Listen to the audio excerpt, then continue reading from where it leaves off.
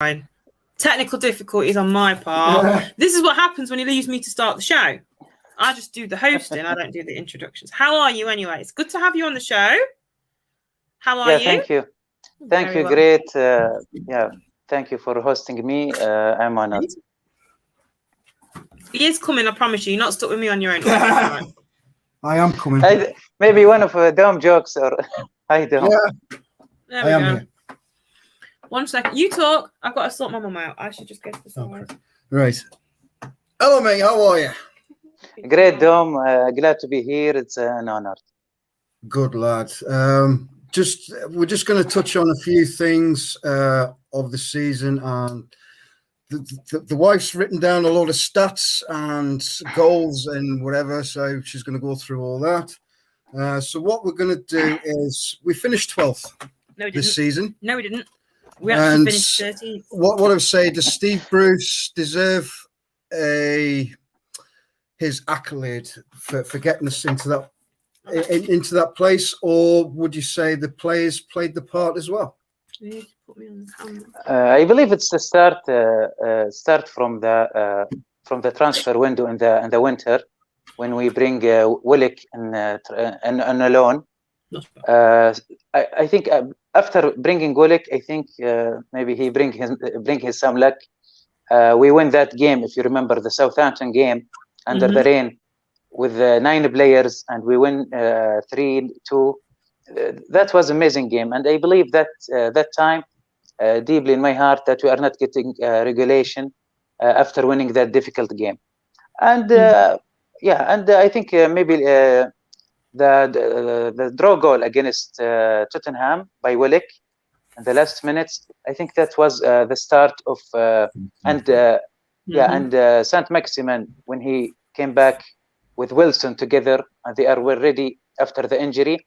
I think this helped Newcastle very much in the important game left, and hopefully I was wishing that we don't face Sheffield and Fulham and in needs of their buoyance. We just play with them just to make our standing table in better position, and hopefully we were playing.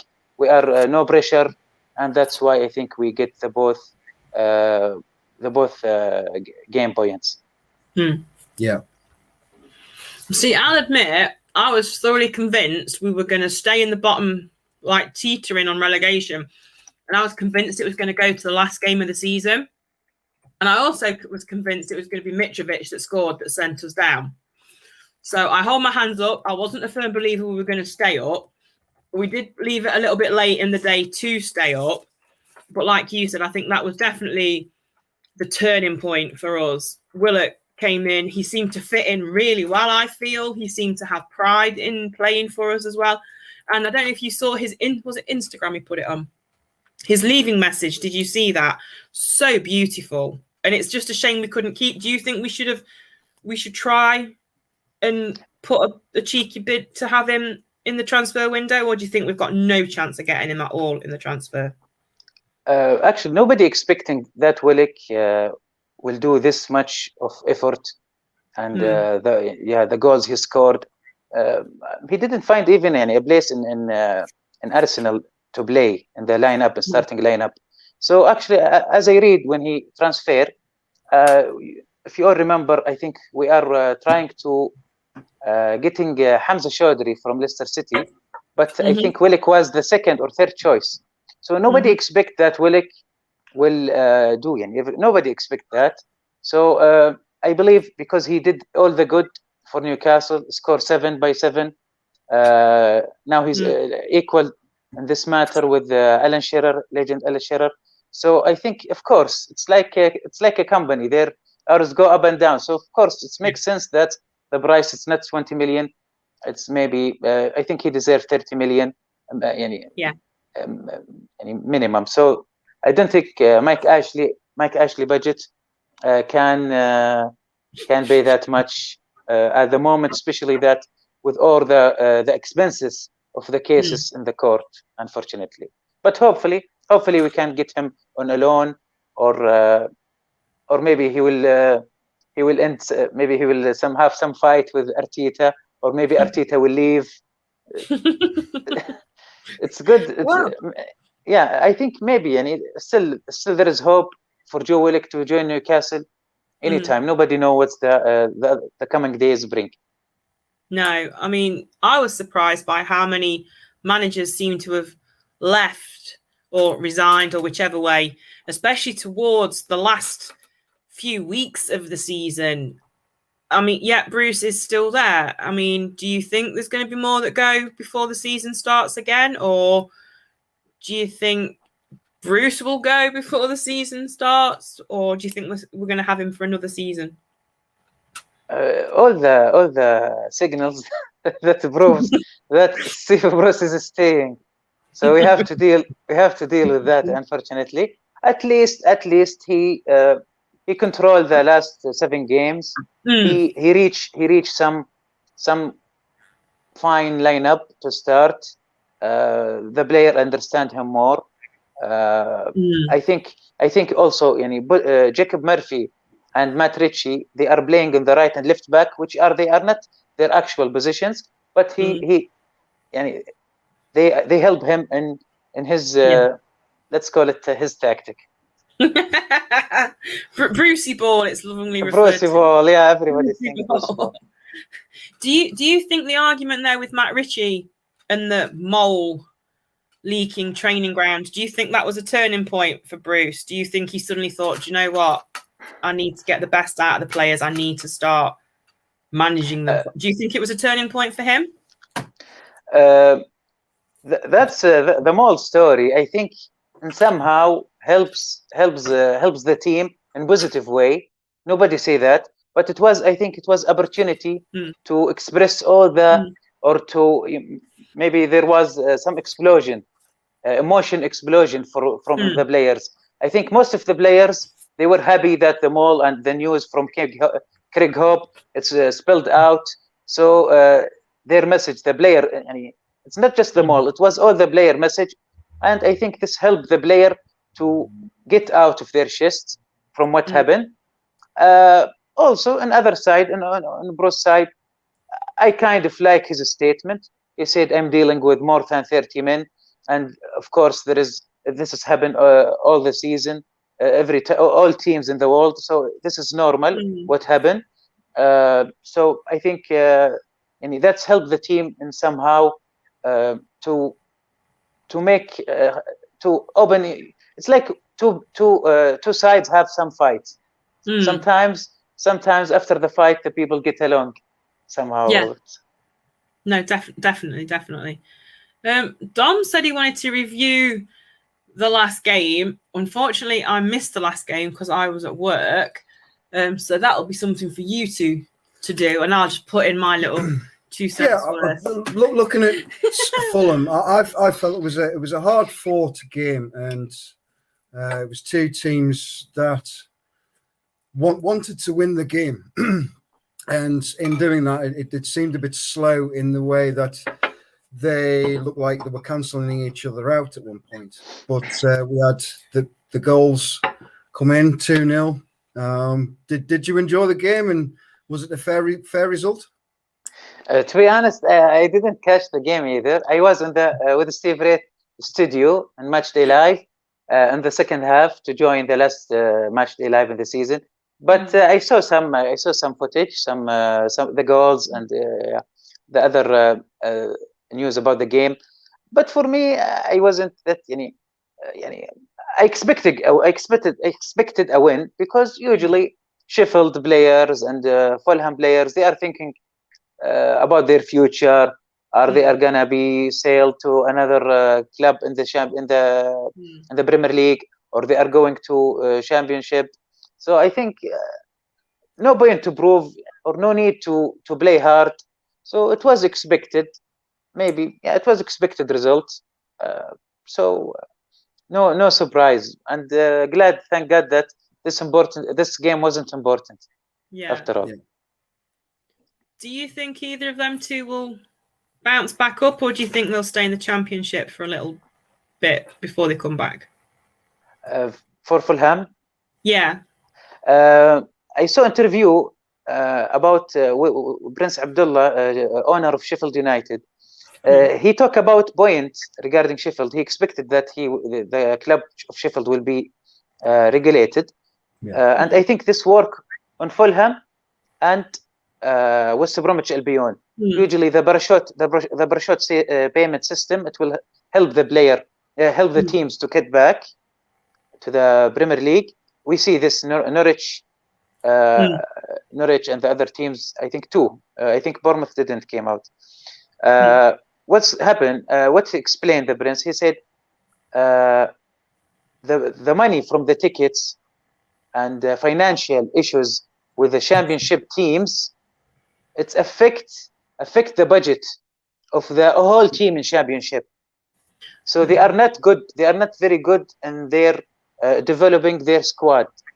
Yeah. Talking about championship team. So this is the difference. Fulham and Sheffield, I think they are able financially to help to get back. They can control. They can hold on the good players. So I think it's just matter of time to get back. Maybe at least maybe Fulham and West Bromwich Albion and Sheffield. Maybe both all the three come for this reason to be promoted again to Premier League. Do you think if it had been different and we had have gone down, there's a lot of people that think we wouldn't have come back up. Do you think that's fair to say that if that had have been the case, we wouldn't come? Do you feel that's possible? Do you think we're looking at another relegation battle? I know the season's only just finished, but do you think that's probably what we're going to be doing again at the start of by this next season? Do you think that is probably what we are going to be? Yeah, could be difficult. Could be difficult for Newcastle, not like other teams, because Newcastle facing many issues. Some issues with Mike Ashley, big issues with Mike Ashley, issues with the takeover, issues with the contract of the players, a lot of issues regarding management of Newcastle. I still didn't believe the Yedlin story that his visa didn't renew. They forget to renew it. That's why they let him to Turkish Galatasaray. So many issues of Newcastle. So this is if Newcastle normal or stable team, maybe have better chance to get up. But we were afraid that if Newcastle go down, we're afraid that the takeover will not happen.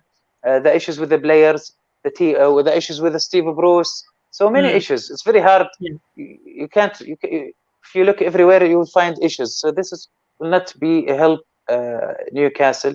But thank God that's all gone away, at least for a year now. Wow. Yes. You talk about takeover there, Alwaleed. You know, I don't know whether you've already mentioned this on other podcasts. Is there much media coverage of the takeover and what is going on within Saudi and the PIF and Newcastle United in Saudi Arabia? Okay. We just heard the news today from Andrew Musgrove. They revealed about there were a meeting held with parliaments and traditional world center. All the meeting was on the level of deputy level, and there was no minutes taken, and I think it was like some kind of secret meeting. If you notice, every week or every 2 weeks we hear something. So this is for me this is encouraging. But I think you're asking about how the news in Saudi regarding the takeover. Am I right? Yeah. Yeah, actually, the people or the fans, Saudi fans, who like the Premier League, we are all fans of the Premier League since maybe 30 years. We were all fan of Premier League. So every Saudi fan of football usually have a team in Premier League. So when we hear the idea that Newcastle, big chance to be big percentage taken by Saudi company, the PIF, we were happy and glad for that. And the people who are interested, they are really following the news and the recent. And of course, same as Newcastle fans, some are optimistic, some are suspect or not sure. So yeah, but the news, they are happy when there is a good news. Actually, to be honest, I notice when there is a good news or encouraging news, they are so focusing and they are trying to read about it and no more. But if there is bad news, usually they just not, they're very angry and silent. But for me, whatever the news, I try translated, highlighted, because I really, really want this to happen. Hopefully, inshallah. Hopefully, in this 4 months we hear something encouraging. Yeah, I mean, we're looking at is it July, the start of the arbitration, and I'm not entirely sure on the cat the court case. I don't know whether it's started or whether it's impending at the moment. But what we can hear from NCSL and what we hear from Mike Ashley and the buying side, they all seem to be very confident that they can win this. Exactly. Now, we hear Keith, and we saw the cat case. That it's really this is the irony. It's I don't know where from to start. Let's start with the Keith Patterson NCSL account. He mentioned in the Save Rate show. He mentioned that everybody knows the news regarding maybe there was 75 evidence, and we just need one to prove that there was anti-competition breach by Premier League. Mm-hmm. So I think this is encouraging news. We hear on the other side, my friend Ben Jacob, he mentioned something. He mentioned have what he's saying. It was makes sense, and the other half was not make sense at all. So we are really looking forward for the Fabulous Four on Friday. Additional Ben Jacob, I think, also with them. So it will clarify more things or point of view. But as I said before, no matter who's speaking or who's speaking very well or just do some a bit. It's the time of evidence. It's evidence time. The evidence will show everything. You look at Ben Jacobs. Unfortunately, I think he is a good journalist, but at the same time, I think he is sat on that proverbial fence, just waiting for either way, whether it's the Premier League that win or Newcastle and Saudi win. He's just kind of sat there defending both sides, I think, at the same time. So he's, you can see what I'm saying there. Yeah, exactly. He trying. Okay, everybody try to be fair, but what's in the heart stay in. It's expose the person. Yeah. So he tried to be fair, but somehow, if you read his tweet, you can see that he's not that 100% fair. Yeah. as everybody else, maybe I don't know what about his intention. He would like to, and he would like the takeover to happen or not, but it doesn't matter anyway. It's the most matter thing is the evidence. As we understand, the separation part it's not very hard for Fatima Shahid and Nick DeMarco to prove. I think this is easy matter. They just want to complicate the things regarding. We know the story, the Big Six, the greedy Big Six, and BN Sport, etc., etc. Everybody know what's going on. This is the good thing. Now everybody know, and I think this is and even with Andrew Musgrove revealed today, this is put always, as we know, as we see, extra pressure on the Premier League. And now Premier League, as Keith Patterson says, they are now in the hot seat. They are ready to be explored. Yeah. See, it's funny you say that, the Big Six, and I'm going to air quote the Big Six because I was doing some research ready for this show. The top five, the teams that finish in the top five are Man City, Man United, Liverpool, Chelsea, and Leicester. And you just think to yourself, well, at least there's only four of them. I'm right, aren't I? Spurs wasn't in the top five. Arsenal wasn't in the top five. So who do they think they are to be able to have a say in It's quite funny you just asked that. Do you think of the Big Six had an impact? Oh, Chris, go on. Chris, It's just the big. The self-appointed Big Six, definitely. We all know this, especially like I just said, Spurs and Arsenal didn't even finish in the top 5. But do you think Dominic was saying the other day, this calls for, is it points deduction? Points deduction for next. At least 4 or 5 clubs have already gone to the Premier League to say that they want points deduction from the Big Six. Do you think that's fair? Yeah, but if they didn't do it this year, does it make sense if they do it next year? I don't think it's going to happen. I think they will maybe financially they will be the punishment will be financially. And the Big Six, they are just the Big Six for depend on how much asset and the money they have only, not about the history or the champions, especially Tottenham. Well, you see, I was just saying to Dominic, it's funny because the top goal scorer for the season was actually Harry Kane with 23 goals, and he actually had the most assists as well at 14. So I can understand why he wants to leave.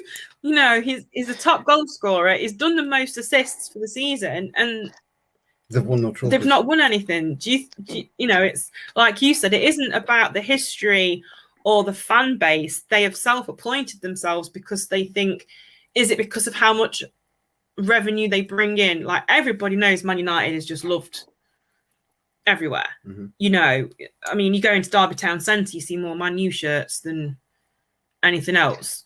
So do you think that's why they think they are the top 6, because of the draw they have, as it were, rather than the love for the game and or the clubs? Does that make sense? Yeah, they are called big. As I said, it's just financially. Regarding Harry Kane, first of all, everybody knows he's the I think number 1 English player now.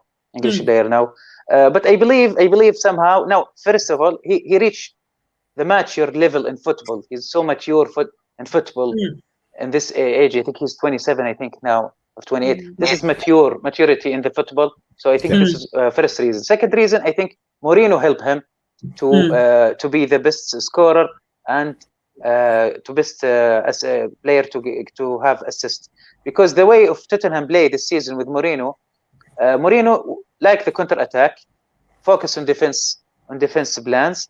There is Son, the Korean player. There is Son. There is the Brazilian. I forget his name. The Brazilian player. So I don't know why I forget him, but sometimes it happens to me. Yeah, the point. Harry Kane was playing in the middle at the beginning of the game. He doesn't want Harry Kane just to stay in the front and just waiting the goals. He asked him to be. He just asked him to give assist to the fast player, Son, to the Son. So he made him play in the midfield. So to give him the passes and the long passes in counter attack. And if after he know that Mourinho know that Harry Kane want the records, want the numbers, the statistics. So after he win the game or he's ahead in a score, and last I think I saw him last 30 minutes he give Harry Kane the free to play forward as he liked. So I think this is one of the reasons why he's because he played 2 roles in the game in different time. Yeah. See, again, Son again was in the top 5 goal scorers. He scored, and again, assists, 17 goals and 10 assists. So to me, it's a shame Kane wants to leave Spurs because they're dynamic together. I like you said, they're not selfish. If they can see that the other one has got a goal scoring opportunity, they're more than willing to, Wasn't it Son who got called up to active duty while we had lockdown? Yes, he did. Military duty. Duty. So I just think that's amazing that he did that. I go off piece, but I just think that's fantastic. But I mean, like we just said, the Harry Kane's son. Now, for me as a Newcastle fan, would we have Kane? Yes, of course we would. But Kane would be out of well, his son would be as well, but he'd be a bit more cheaper than Kane. And I think Son goes about his business very quietly. You know, he's kind of that quiet assassin, isn't he? Son. Yeah. He went. Remember Van Persie? He went now when he left Arsenal. He was same position of Harry Kane. He scores goals, but no trophies. He won trophies. Every player in his life after retirement, he went to see his photo, and in front of his kids and family, he wants to be seen with the cup. And this is, I think, he will never get it in Tottenham. No, it's one of them. Isn't it? So I think you said Kane won't. You think Kane will go abroad, don't you? I don't think Kane would go to another English club just because Spurs wouldn't want that. Yeah, but if the guy wants to move, there's not really a lot that Spurs can do about that. Well, really. They can block it off. Although I don't think Manchester City is a good choice, because I think with Pep Guardiola, he will not like he didn't want to be in defense or the false nine. I'm afraid that he will end up in bench too much in the season. But maybe Kane now he want to secure his he want a good deal, and he wants some trophies to put it in his career. But also, as good as Kane is, and I'm not taking anything away from him, he's amazing. He's injury prone as well, unfortunately. Do you think also that is because of how old he has become now, and his injuries take that bit longer to heal, or it could just be he's a target because of how good a player he is? People are just going to tackle him, you know? Do you think that's what would you want him, considering how injury prone he is? Maybe this is one of the reasons. Maybe it's fit for Manchester City, because nobody in Manchester City play all the time. But in Tottenham, they depend on Harry Kane. If you remember the final in the Champions League final against Liverpool, I believe he played with, and he was injured. But what to do? They depend on him. But in Manchester City, they will not depend on him. Maybe this will help Kane through his injury history. So he doesn't have to play all the time. Maybe just play one half, and maybe he can give the leverage to Manchester City in the important game and finals. Yeah, definitely. If you look at how inconsistent the rest of the league have been, not just Newcastle, it's been a whole league season that a lot of teams have been inconsistent. Other than, the closest you can get to being consistent was Manchester City. But if all teams, say Southampton, say Burnley, if all teams were a bit more consistent, would Newcastle have been in that bottom three? Too many reasons for this inconsistency by the teams. First of all, Manchester City, they have two teams. So if you remember, Dom, the first season, the show we did, Magpie Studio, first of the season. Yes. We talk about this, and we mentioned that Manchester City have two teams. So if there is one player, two players, three players injured, no much problem. Not like Newcastle. Since Maximin or Wilson got injured, we were facing regulation. So this is one of the reasons. Southampton, you mentioned. I remember Walcott and Danny Ings. They get injured. Also, they were losing game after game because they play very maximum. Their coach, I forget also his name. The coach of Southampton, he played very hard, and I believe when he beat Best Liverpool that time, I think the team collapsed because the injuries. He very stepped hard. He put too much gas in at the beginning of the season, which cost him almost the season. Now I think we ending better than Southampton, and this is also was a surprise. Yeah, definitely. But that said, it's weird. Like, goals conceded by teams this season. West Brom conceded 76. Southampton conceded 68, we actually made it into the top 5, shockingly. We actually only conceded 62, which, considering how some of our performances were, that I was shocked we weren't higher, if that makes sense. Because I feel They've got a good defence there. Yeah, which is something you can't normally say about a Newcastle team, to be fair. So even the goals conceded was very much a strange one this year, because teams that don't normally concede that many goals did. But then goals scored, while I was doing my research again, I was quite shocked to see the Leeds were in the top of that. And I didn't realise Leeds had scored that many this year.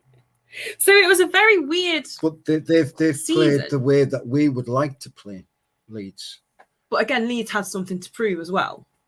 Because we've had all these injuries. Journalists come out and say, "Would you like to play like Leeds?" Yes, but you'll get beat every week. Well, no, you won't, because there's other teams in there that if we'd actually taken the game time, and you look at Brighton. We whimpered out of that 3-0 defeat, well, both 3-0 defeats.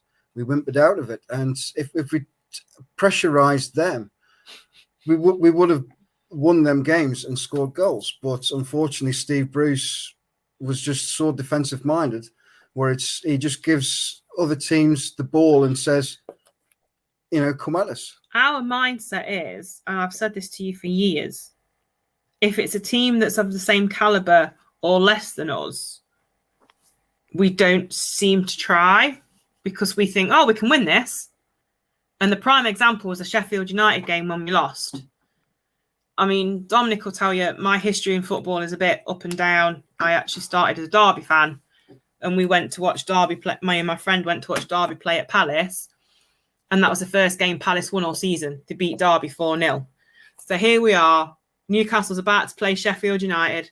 Sheffield United haven't done very well at all season. And I says to Dominic, that's going to be the first game United win.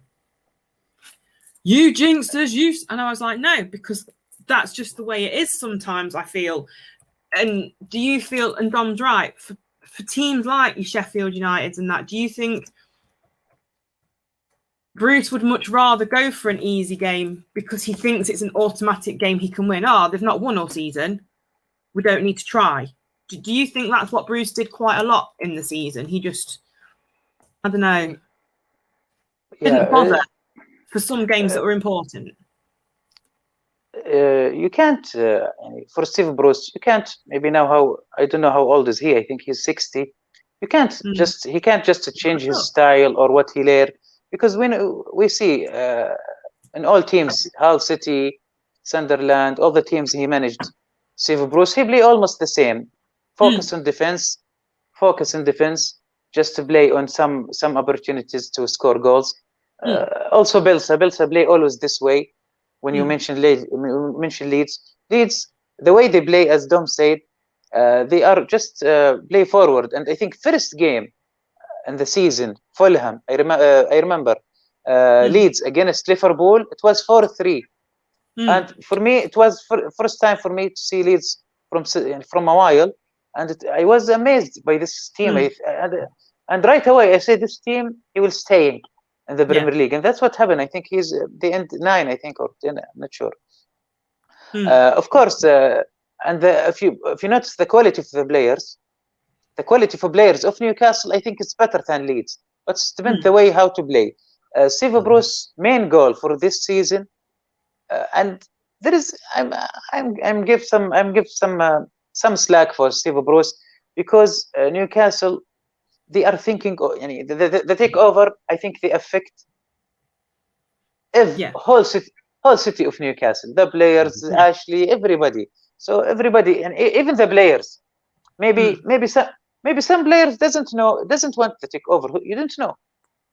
Some players, because some players in Newcastle, they will get rid of me if my club will be taken over. So this thing affect the team. So I think Steve Bruce, just the goal was to stay up. Yeah, that's the goal, not just to go to European League or to just win. And this is the resources he have, and this is the way It's dependent on the coach. We see Manchester United, for example, they shift from Mourinho with his defense, and same players, they bring Ole Solskjaer. So it's a different way of play. So it's first one to blame or to be being asked is the manager style of play. Yeah. See, I've always said that. I mean, it's Bruce that does the training with them. It's Bruce that'll say, "This is the game of play I want to play today." And I have had some comments on other podcasts when I have said this. It isn't Bruce though that is actually on that pitch. It isn't Bruce that's put on the shirt, put on the boots, that is playing for the 90 minutes. He can give them the style of play because I don't know. He's watched Chelsea's game from the week before, so he knows roughly how Chelsea's going to play. But he can only put the idea of play into the player's mindset. At the end of the day, it's what they do on the pitch. And unfortunately, I'm the first to admit, I may have said at some point during the season, Bruce should go. He's a dinosaur. His way of playing is dated. He needs to get funky and down with the kids. But I do stand by the defence that at the end of the day, though, it isn't Bruce that's playing the game. The ones that have to take the responsibility. And we are all quick to blame the manager because it's Brucey ball, but he's not kicking the ball, and I think we forget that sometimes. But Graham Jones coming in did seem to change it up a bit. Do you feel that Graham Jones had a positive effect on the squad as a whole, or the dynamic of the team? Yeah, do you think it changed the dynamic in any way? I believe so. It's as he said, I think by his own words, it was an extra eyes, just to bring extra eyes on the team. Some changing on the right side and the back side, some changing in the play. They were much daring in play with Graham Jones when he came, and maybe sometimes maybe there is maybe when they bring Graham Jones, maybe Steve Bruce start deeply with his second plan, or maybe he said, okay, now my career on the line, I need to do some change. So maybe Graham Jones did nothing, but just extra pressure on the Steve Bruce. So maybe he realized, or the shock he give him the power to change his style of play. There is something about the Newcastle players and the tactics of Steve Bruce. We noticed that the Newcastle, let's say Newcastle have some power or attacking power for only 20%. So they always try to save this 20% on the second half. If they waste it in first half, the team usually collapse. And we noticed this many times. So that's why I noticed this, because we watching match live together, and all the lads and lasses there we're talking. We noticed this in the first half. They play. Steve Bruce try to delay, just to waste the time of the first half, just to make the other team tired, and hopefully he trying to be late by one goal, or at least the best goal he wants is just to make a draw. So in the second half, also try to waste also the first 20 minutes. So he tried to use the 20% of attacking at last 20 minutes. And if we notice this happen too many occasions, if we remember, and I think Willock, he got that. His young lad, he got that very quickly. So we notice how the contribution he did, especially in the last 20 minutes. And we noticed this in Saint Maximin when he play. Saint Maximin, for example, I noticed if he play at the beginning, he always wastes the 20% of power, and he did nothing most of the game. But when he become as a substitution or in the second half, we get use of his power and his interfering and his attacking, while the other team is tired and maybe worried. Yeah. Any more questions? Not questions per se, but I was looking, something Dominic had said. So I've picked 1, 2, 3, 4, 6 players. one probably shouldn't be in there because people don't like him, but I love him. So we're on about the fact that obviously Joe Linton is our record sign. He's still our record sign, isn't he? Yeah. So in the Premiership alone, Joe Linton this season actually played 31 games. In comparison to that, Callum Wilson actually played 26. However, Wilson scored 12 goals to Joe Linton's 4. So there's a lot of people out there that would say, should we keep them two in the new season? Do you think Joe Linton should give up the number 9 for Wilson? Is Wilson realistically our number 9? Just looking at those two stats alone, should I say? I saw an interview earlier this season when Wilson says something about number 9. He said, "I will not take it from anyone.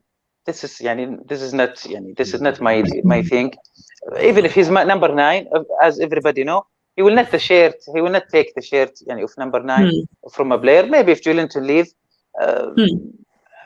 for him to leave or to come or to stay, this is depend on the, of course, on the Mike Ashley budget in this transfer window." Yeah. But then again, you got little Joseph Willock made 21 played 21 matches and scored 8 goals. So that in itself just shows you that actually you can spend all this money on a decent, but really it's not all about the money. My worry now with Willock is he'll go back to Arsenal. Arteta will keep him to prove a point. Will he thrive and be the player that we all know he can be because we've seen it? Or is he going to be ruined like your left on the bench? Rooney's. Well, not just left on the bench, but sometimes I feel these young players get these contracts and they get given the world. Like Dele Alli, for me, this season is ruined. Absolutely ruined. He isn't the player that he's been in. So my biggest worry for Willock now is he going to get offered too much too soon? And is it going to ruin him? And he'll be a washed out player before he's even in his mid to late 20s. Like Alwaleed said, Harry Kane's 27. That's mature for a player. Yeah. But it's also the peak of your career. Well, yeah, but I'm worried that Willock's, is he going to float or is he going to sink? Is he going to... Usually the new contract of the players, recently, they mention everything. It's not just one paper. They mention everything. If you score, you will get this. If you did assist, you will do that. Yeah. If you are away from your, if you are not playing very good and bench, 50% will cut off. So they will make sure to this not happen as much as they can in the contract. So hopefully this is not will be an issue for any player when sign up. And I know we want Willock, but we don't want to waste our negotiating time on just Willock and forget about our rest of the team. We need some there is we need some new blood, and there is some issues with the defense and the right back. We don't expect Jacob Murphy and Richie to stay the whole season in the sides. We need some player in the defense. Junju Shelby, we need someone at least to compete with in the defensive midfield. Yeah. Well, it just so happens that a comment has come through. If you had to sign 3 players and get rid of 3 players, who would it be? What's the budget? Tell me the budget and they tell you. What we'll do is... Chris, what we're doing? Takeover, no takeover, We'll work with Asher because I don't think we'll be ready for the I still think the takeover will go through.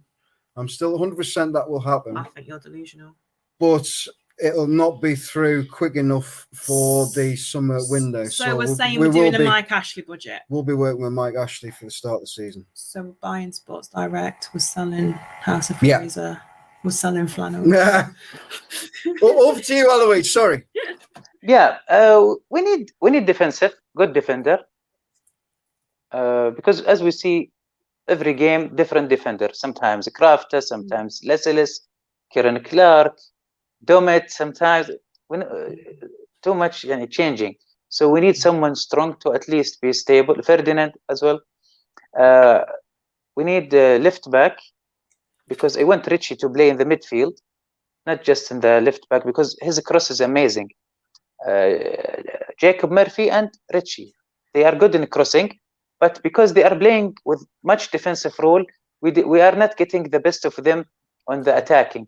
So if they are in the midfield or on the wings, they will bring more crossing for the strikers. So definitely defensive, one defender, at least one back, a right or left back, at least defensive midfielder. At least 4 players in these positions. In the front, they signed Gael. We know they extended his contract. Wilson there, Saint Maximin also there. So maybe also Willick. We didn't know, but big chance he will. So we need at least 4 positions. Regardless whether take over or not, we need the best player we can get in these 4 positions. So, but in my deeply, I expect three deals only in the transfer window, I believe. And we know Mike Ashley, he tried to shopping in the loan market at the last week of the transfer window. Yeah, I mean, we're looking at about, I think somebody quoted 12 million that's in the coffers, but at the same time, I mean, there's players like Atsu that's at the club who could be sold on. He's still under contract. We've got, Dwight Gale, who's, I'm not a big fan of Gale, and I think he could be moved on for a good price to a championship club.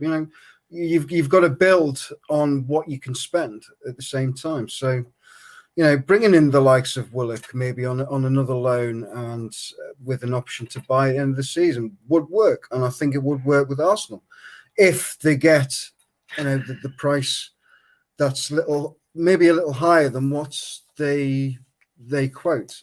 So if a takeover goes through, then that wouldn't be a problem. Concentrate on the question, please. Regarding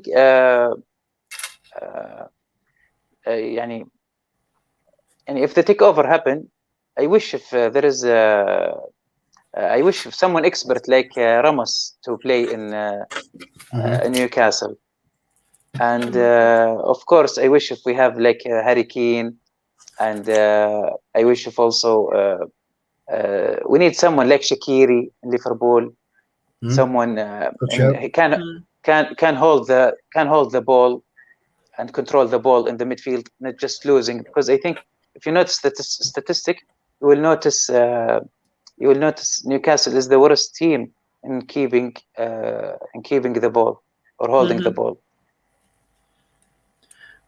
Well, right, I've put a lot of thought into this.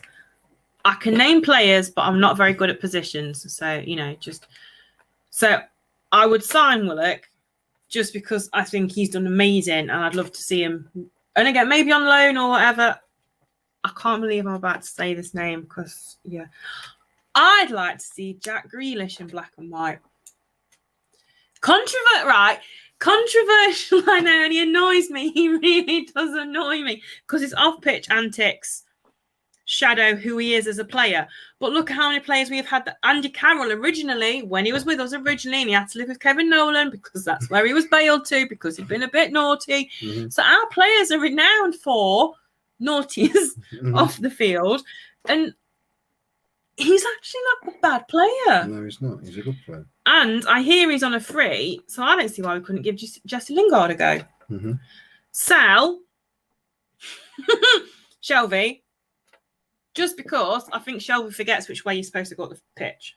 He tends to go the wrong way most of the time. Sal Fraser and Sal Hendrick, because to me, they were neither use nor ornament. They just didn't do anything. However, I have put something on Twitter earlier and Samantha's very kindly replied to me. Did you know players that are available at the moment through free, Fabian Schär is actually a free agent. But according to good Samantha, I don't know if she's watching. Hey, Sam, if you do catch up, there's a clause in his contract that says we can keep him. Yeah, for the season. If Ashley's not willing to pay for it, Sav, I'm putting it out there in case she watches on catch up. Me and you will pitch in together and we'll pay to keep him at the club. And then we'd be happy. And I want to keep Richie and Dummett just because I love Richie and Dummett. I think they're amazing. So that's my 3 in and out. That hurt my head. That was a lot of concentration. And that one hurt even more because I hate Jack Grealish. Right, fella, we'll wrap it up there, son. And thanks for coming on. No, thank you. Like I said, I was gutted we couldn't do this the other week because Dom's not been doing the show, and I'm glad we got. Yeah, still have plenty of time to do that. Yeah. Yeah, and we're going to have more guests. We'd like to invite you on again. I might speak to you at some other point about other matters. So please, thanks. And UFC matters. Thanks for being on, inshallah. Thank you all. Thank you, Dom. Thank you, Lee. Thank you. Appreciate it. You Thanks too. very Thank much. you so Good much. night. Bye. Good night. Good night, my darling. Right, I know Dom's in a rush to go, but there was something that I wanted to touch on before we do go. Mental health. I know you didn't see this coming on. I do apologise. I just want to put this as a thing before we go. It is real. There's a few of our friends on Twitter that haven't had it easy, not just through lockdown, but more so the last few weeks. I've already mentioned her with regards to Fabian Shah, but Sav Mundo has put out some amazing videos on her YouTube channel with regards to anxiety and, how that can be crippling for her. Moved me. So proud of the fact that she's come out and done that. I just think she is amazing. What I may do in the next week or two, if I can, do you know what? Sav's done it, I'll do it. I might do a video about, because I have depression and I have a form of anxiety, not anywhere near as crippling as what Sav's is. And those of you who watch me will think, oh, she's not got it. But just because, there we go, see, look, bless him. Yeah, as Chris says, don't suffer in silence. Talk. If it's just putting something out there on Twitter and the off chance that people will see it and get in touch with you, please do. If it's a case of you just want somebody, I once went to therapy and my counsellor used to call it a raw session because she just bottles so much up. You just kind of going, And you know what I've learned? It's okay to say you're not okay. We know so many people, not just in this last year, but, I'm thinking about her more and more because of how many people I'm seeing out there on Twitter saying that they need help.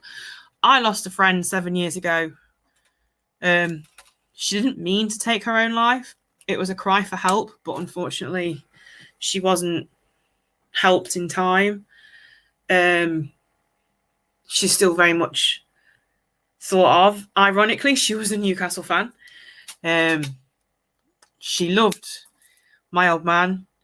I was never allowed to say a bad word about him if I was around her because she didn't like it. But same as Chris has just said, Oh, thanks, Chris. Dom's not been keeping us updated. I will bring that up for those of you that are watching. I don't know if you're interested, but Man U have lost on penalties. So somebody did put on Twitter earlier that this calls for Ollie to be sacked should they lose. Do we think that's fair? Who knows?